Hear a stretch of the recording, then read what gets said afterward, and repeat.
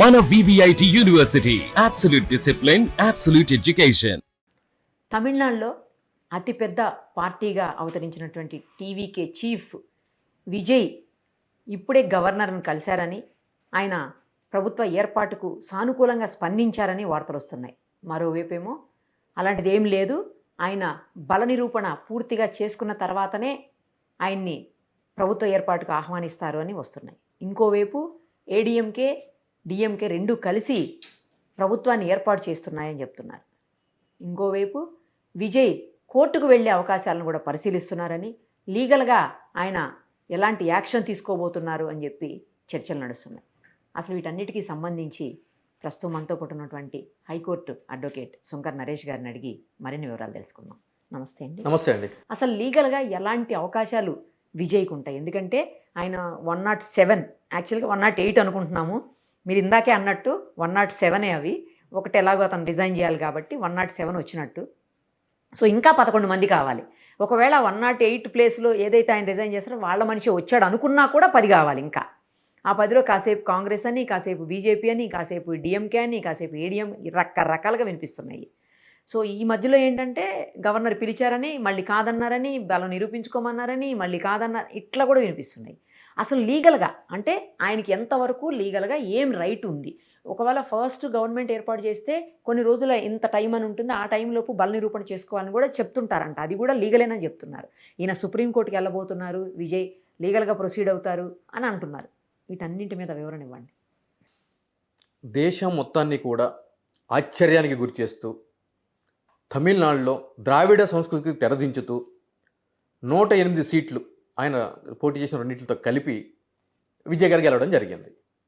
So magic figure reach అవ్వాలి అని అంటే కనుక మీరు చెప్పినట్టు ఇంకొక 11 సీట్లు కావాలి. 108 ప్లస్ 11 సీట్లు కావాలి. సో దానికి సంబంధించి ఇక్కడ 2 ఎలియన్స్లు ఉండి, ఇక్కడ DMK at the same time అన్నా డిఎంకే, ఇవి 2 ఎలియన్స్లో ఉండటం జరిగింది. అన్నా డిఎంకే వచ్చి బీజేపీ తోటి, డిఎంకే వచ్చేసి కాంగ్రెస్ తోటి, ఇక మిగిలిన చిన్న పార్టీలన్నీ కూడా ఎలియన్స్గా ఉండటం జరిగింది. విజయ్ ఒక్కడ సింగిల్గా వెళ్ళటం జరిగింది.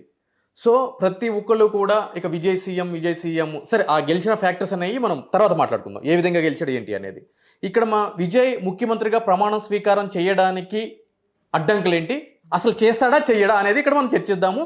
ఎటువంటి లీగల్ యాంగిల్స్ ఉన్నాయి అని చెప్పాలి. Legal angles exactly. నిన్న విజయ్ గవర్నర్ని కలవడం జరిగిందండి. 6వ తారీఖు మే నెలలో విజయ్ వెళ్ళి గవర్నర్ని కలవడం జరిగింది. కలిసి నేను ముఖ్యమంత్రిగా ప్రమాణ స్వీకారం చేయడానికి నాకు అనుమతిని ఇవ్వండి అని చెప్పని గవర్నర్ని కోరడం జరిగింది. దానికి గవర్నర్ గారు అడిగినటువంటి ప్రశ్నలు ఏంటి అని అంటే కనుక, మీరు గవర్నమెంట్ ఫామ్ చేయడానికి మీ దగ్గర సఫిషియంట్ స్ట్రెంత్ లేదు, మెంబర్స్ లేరు, కాబట్టి మీ పార్టీకి సపోర్ట్ చేసేటువంటి పార్టీల లిస్టు, ఎమ్మెల్యే లిస్టు నాకు ఇస్తే దెన్ నేను మీకు అనుమతిస్తానని చెప్పడం జరిగింది. సో విజయ్ వెనక్కి తిరిగి రావడం జరిగింది. ఆ క్రమంలోనే విజయ్ గెలిచిన వెంటనే ఏదైతే కనుక సీఎంకి ఇవ్వాల్సినటువంటి భద్రత కాన్వాయ్ ఏదైతే ఉందో ఆ కాన్వాయ్ని కూడా తక్షణం తీసేయడం జరిగింది. విజయ్ తనకున్నటువంటి వ్యక్తిగత సెక్యూరిటీ ఏదైతే ఉండదో దానికి పరిమితం కావడం కూడా జరిగింది. అదేవిధంగా సెంట్రల్ నుంచి ఉన్న భద్రత కొనసాగుతుందని చెప్తున్నారండి.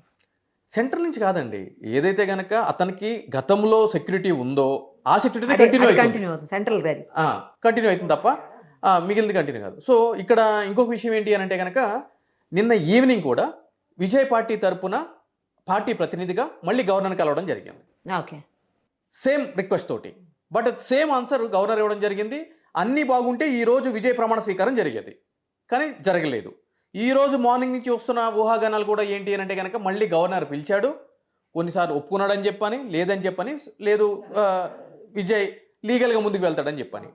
నేను నిన్న రాత్రే ఎప్పుడైతే కనుక సెకండ్ టైం విజయ్ పార్టీ నుంచి ఒక ప్రతినిధి గవర్నర్ని కలిశారో ఇమీడియట్లీ నేను చెప్పడం జరిగింది. ఏంటి అంటే కనుక, విజయ్ ముఖ్యమంత్రి కావాలి అంటే కనుక విజయ్ ముందున్న ఏకైక ఆప్షన్ సుప్రీంకోర్టు తలుపు తట్టడం. ఎందుకు అని అంటే కనుక, ఆర్టికల్ 361లో గవర్నర్కి ఇమ్యూనిటీ ఉంటుంది. అది అతని యొక్క పోస్ట్ పరంగా ఉంటుంది తప్ప అతను తీసుకున్నటువంటి డెసిషన్ కాదండి. సో అతను తీసుకున్న డెసిషను జ్యుడిషియల్ రివ్యూలో భాగంగా ఉంటుంది. సో అంటే గవర్నర్కి ఇమ్యూనిటీ ఉంది కదా అని చెప్పి గవర్నర్ ఏం చెప్పినా కూడా తానా అంటే తందానా అంటారని చెప్పాను కాదు. జ్యుడిషియల్ రివ్యూ, దాన్ని సుప్రీంకోర్టు కానీ హైకోర్టు కానీ రివ్యూ చేయొచ్చు, అధికారం ఉంది, అంటే రాజ్యాంగం కల్పించి ఆ విధంగా.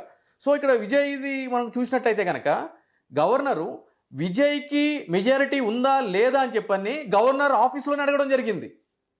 సో గవర్నర్కి అధికారం లేదు. ఓకే. గవర్నర్కి అధికారం లేదు అని చెప్పని సుప్రీంకోర్టు గతంలోనే సర్కారియా కమిషన్ 1988, బొమ్మాయి కేసు 1994 క్లియర్గా చెప్పడం జరిగింది. ఒక పార్టీ అధికారాన్ని ఫామ్ చేస్తా అని చెప్పి గవర్నర్ దగ్గరికి వచ్చి అభ్యర్థిని కోరినప్పుడు అతను నీ యొక్క బల నిరూపణ చేసుకో అని చెప్పని అడగడానికి గవర్నర్కి ఎటువంటి రైటు లేదు. ఎందుకు అంటే కనుక బల నిరూపణ అనేది ఎక్కడ చేయాలి? ఫ్లోర్ టెస్ట్ అంటారు, అసెంబ్లీలో చేయాలి. అది గవర్నర్ ఆఫీస్లో కాదండి చేయాల్సింది. అప్పుడు ఏం చేయాలంటే కనుక గవర్నర్ ఎవరైతే కనుక వచ్చి అవకాశం కల్పించమంటున్నారో వాళ్ళకి అవకాశం కల్పించి ముఖ్యమంత్రికి, ఫర్ ఎగ్జాంపుల్ విజయ్ కేసు తీసుకుంటే కనుక తమిళనాడు గవర్నర్ చేయాల్సిన పని ఏంటంటే కనుక విజయ్ వచ్చి నేను అధికారాన్ని ఫామ్ చేస్తున్నాను, ఏర్పాటు చేస్తున్నాను అని చెప్పి అన్నప్పుడు విజయ్కి ముఖ్యమంత్రిగా ప్రమాణ స్వీకారానికి అనుమతి ఇచ్చి విజయ్ని ముఖ్యమంత్రి చేసిన తర్వాత అసెంబ్లీలో మొత్తం అన్ని పార్టీల నుంచి గెలిచినటువంటి ఎమ్మెల్యేలు ప్రోటెం స్పీకర్ అపాయింట్ చేయాలి. వాళ్ళు ఓటు తీసుకున్న తర్వాత ఎమ్మెల్యేలుగా అప్పుడు ఫ్లోర్ టెస్ట్ కండక్ట్ చేయాలి. ఫ్లోర్ టెస్ట్ కండక్ట్ చేస్తే ఆ ఫ్లోర్ టెస్ట్లో అప్పుడు విజయ్ని బల నిరూపణ చేయమని చెప్పనాలి. అంటే ప్రభుత్వాన్ని నెలకొల్పడానికి మ్యాజిక్ ఫిగర్ దాటే విధంగా మీ ఎమ్మెల్యేలు పైకి చేతులు, అంటే ఎవరైతే ఎమ్మెల్యేలు పైకి లేపమానండి. అది floor test. That is called floor test.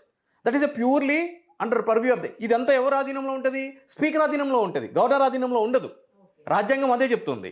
So ఇటువంటి సంఘటన చూసుకుంటే కనుక మనకి 2018లో కర్ణాటకలో కాంగ్రెస్ అండ్ జేడీఎస్ కుమారస్వామిది ఈ రెండు అలయన్స్లో పోటీ చేయడం జరిగింది, బీజేపీ పోటీ చేయడం జరిగింది. సో బీజేపీకి ప్రభుత్వాన్ని ఫామ్ చేయడానికి కావాల్సినటువంటి సీట్లు అక్కడ లేవు. కానీ కాంగ్రెస్ ప్లస్ జేడీఎస్ కలిస్తే సఫిషియెంట్ మెజారిటీ ఉంది, 116 సీట్లు ఇఫ్ ఐఎమ్ నాట్ రాంగ్ ఉంది. కానీ కర్ణాటకలో గవర్నర్ ఏం చేశాడు? కాంగ్రెస్ జేడీఎస్ వెళ్ళి మీకు ప్రభుత్వాన్ని మేము నెలకొల్పుతాం, మాకు అవకాశం అంటే వీళ్ళకి ఇవ్వకోకుండా మెజారిటీ లేని బీజేపీ వాళ్ళకి యడ్యూరప్పని నీకు ముఖ్యమంత్రిగా ప్రమాణ స్వీకారానికి నువ్వు ఏర్పాట్లు చేసుకొని చెప్పడం జరిగింది. దీనికి సంబంధించి 2018లో గమ్మత్ ఏంటంటే అది కూడా మే నెలలోనే జరగడం జరిగింది. ఆ ఇన్సిడెంట్ కూడా 2018లో. సో సుప్రీంకోర్టులో అర్ధరాత్రి కదండి, తెల్లవారుజాము అంటారేమో, 2 గంటల 15 నిమిషాలకి అక్కడ ఆర్గ్యుమెంట్ జరగడం జరిగింది. సో అప్పుడు సుప్రీంకోర్టు వారు ఏం చెప్పారు అంటే కనుక ఎవరేశారు అని అంటే కనుక కాంగ్రెస్, జేడీఎస్ మిగిలిన ఇద్దరు కూడా ఛాలెంజ్ చేయడం జరిగింది. అప్పుడు సుప్రీంకోర్టు చెప్పడం జరిగింది అంటే కనుక యడ్యూరప్పకి సంబంధించినటువంటి ప్రమాణ స్వీకారం ఏదైతే ఉందో దాని అయితే మేము ఆపం, కానీ అతనికి ఒకరోజు టైం ఇస్తున్నాం, బల నిరూపణ చేసుకోవాలి. దానికి సంబంధించి 15 రోజులు టైం అడగడం జరిగింది. వాళ్ళు మేము 15 రోజులు ఏమో ఇమ్మీడియట్లీ బల నిరూపణ చేసుకోండి అని చెప్పి అనడం జరిగింది. సో ఇమ్మీడియట్లీ తద్వారానే ఆ నెక్స్ట్ డే ఆయన స్వీకారం అయిపోగానే బల నిరూపణ చేయడం జరిగింది. ఆబ్వియస్లీ బల నిరూపణకి ఎప్పుడైతే కనుక ప్రొసీడింగ్స్ ఇనిషియేట్ చేస్తారో అంతకు ముందే యడ్యూరప్ప వాకౌట్ అయిపోయి వెళ్ళిపోవడం జరిగింది. అక్కడ అల్టిమేట్గా కాంగ్రెస్ జేడీఎస్ ప్రభుత్వము ఏర్పాటయ్యడం జరిగింది. సో అదేవిధంగా 2005లో ఏం జరిగింది అని అంటే కనుక బీహార్లో లల్లూ ప్రసాద్ యాదవ్ సంబంధించినటువంటి పార్టీ, అదేవిధంగా నితీష్ కుమార్కి సంబంధించినటువంటి పార్టీ, అదేవిధంగా బీజేపీ, అదేవిధంగా చిరాగ్ పాస్వాన్కి సంబంధించినటువంటి పార్టీ, వీళ్ళందరూ కూడా ఏ పార్టీకి సఫిషియెంట్ మెజారిటీ లేకోకుండా కూడా అక్కడ రావడం జరిగింది బీహార్లో 2005లో. సో అప్పుడు కూడా ఏం జరిగింది అని అంటే కనుక లల్లూ ప్రసాద్ యాదవ్ వాళ్ళ భార్య గవర్నర్ దగ్గరికి వెళ్ళి మేము ప్రభుత్వాన్ని నెలకొల్పుతాము, మాకు అవకాశం ఇవ్వండి అని చెప్పి అడగడం జరిగింది. అక్కడ కూడా గవర్నర్ ఏం చేశాడు, సరే నీకు సఫిషియెంట్ ఎమ్మెల్యేల బలం లేదు, నువ్వు బల నిరూపణ చేసుకోవాలి, ఎలా చేస్తావు అని అంటే కనుక ఆమె ఒక లిస్ట్ ఇవ్వడం జరిగింది. నేను ఈ పార్టీలో ఉన్న వీళ్ళు 10 మంది ఉన్నారు, వీళ్ళు ఒక 5 మంది ఉన్నారు, ఇంకో 10 మంది ఉన్నారు, నాకు 75 ఉంది అని చెప్పి ఒక లెక్క ఇవ్వడం జరిగింది. సంహౌ గవర్నర్ సాటిస్ఫై కాకుండా రాష్ట్రంలో ఎవరు ప్రభుత్వాన్ని నెలకొల్పడానికి ముందుకు రారు అని చెప్పి నేను భావిస్తున్నా అని చెప్పని కేంద్ర ప్రభుత్వానికి ఆయన ఒక రిపోర్ట్ పంపించడం జరిగింది. ఆ కేంద్ర ప్రభుత్వం ఆ రిపోర్ట్ని ప్రెసిడెంట్కి పంపించడం జరిగింది. బేసింగ్ ఆన్ విచ్ ప్రెసిడెంట్ అక్కడ ప్రెసిడెన్షియల్ రూల్ అనేది ఇంపోజ్ చేయడం జరిగింది. దాన్ని ఛాలెంజ్ చేయడం జరిగింది. ఒక ఎమ్మెల్యే రామేశ్వర్ ప్రసాద్ అనే ఒక ఎమ్మెల్యే 2006లో సుప్రీంకోర్టు జడ్జిమెంట్ ఇవ్వడం జరిగింది. ఆ ప్రెసిడెన్షియల్ రూల్ని సర్టిఫై చేయడం జరిగింది. గవర్నర్ ఆ విధంగా ఎట్లా ఇస్తాడు, అసలు గవర్నర్కు ఉన్న అధికారం ఏంటి, వాట్ ఇస్ నాన్ సెన్స్ అని చెప్పని. అదేవిధంగా 2017లో గోవాలో జరిగింది.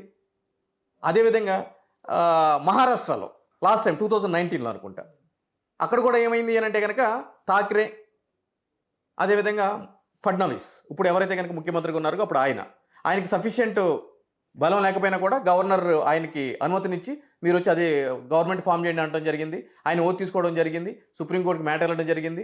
అక్కడ కూడా ఫ్లోర్ టెస్ట్ జరగడం జరిగింది. ఫ్లోర్ టెస్ట్లో ఆయన వీగిపోవడం జరిగింది. మళ్ళీ థాక్రే వాళ్ళు ముఖ్యమంత్రిగా చేయడం జరిగింది. సో ఇదంతా క్లియర్గా ఒక లీగల్లో ఇదేదో కొత్తగా ఇప్పుడు జరుగుతున్నటువంటిది కాదు, ఇదేదో అద్భుతం కూడా కాదు, గతం నుంచి కూడా ఉంది. సర్కారియా కమిషన్ రిపోర్ట్ నుంచి కూడా ఇది ఉంది.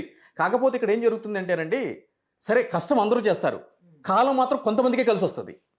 ఇక్కడ విజయ్ పరిస్థితి మనం చూసుకున్నట్లయితే కనుక కాలం కలిసి వచ్చింది. సరే కష్టం చేసి ఉండొచ్చు, మనం దాన్ని కాదనట్లేదు, కానీ కాలం కలిసి వచ్చింది. అందుగురించే తమిళనాడులో సింగిల్ లార్జెస్ట్ పార్టీ కింద ఎదగడం జరిగింది. కాబట్టి గవర్నర్ కూడా ఎవరికి సఫిషియెంట్ లేనప్పుడు మరి విజయ్కే కదా హైయెస్ట్ మెజారిటీ ఉంది. ఫస్ట్ వాళ్ళకే ఇవ్వాలి. సో కాబట్టి వాళ్ళకి అవకాశం ఇవ్వాలి, ముఖ్యమంత్రికి అవకాశం ఇవ్వాలి, దాని తర్వాత బల నిరూపణ పెట్టుకోమని చెప్పి అనాలి. ఆబ్వియస్లీ తెలిసిపోతుంది అక్కడ. ఇక్కడ ఏం జరుగుతుంది అంటే అతను పెడుతున్న కారణం ఏంటి అని అంటే కనుక వీళ్ళు ఎమ్మెల్యేలు యాంటీ డిఫెక్షన్ అంటే పార్టీ ఫిరాయింపులు ఆయారం కిందకి టర్న్ అవుతారు, ఈ విధంగా అవకాశం ఇస్తాయని చెప్పని ఆయన అంటున్నాడు. సుప్రీంకోర్టు గతంలో చెప్పింది అది నీకెందుకు అని చెప్పాను, ఆ విధంగా జరుగుతుందా అని చెప్పని.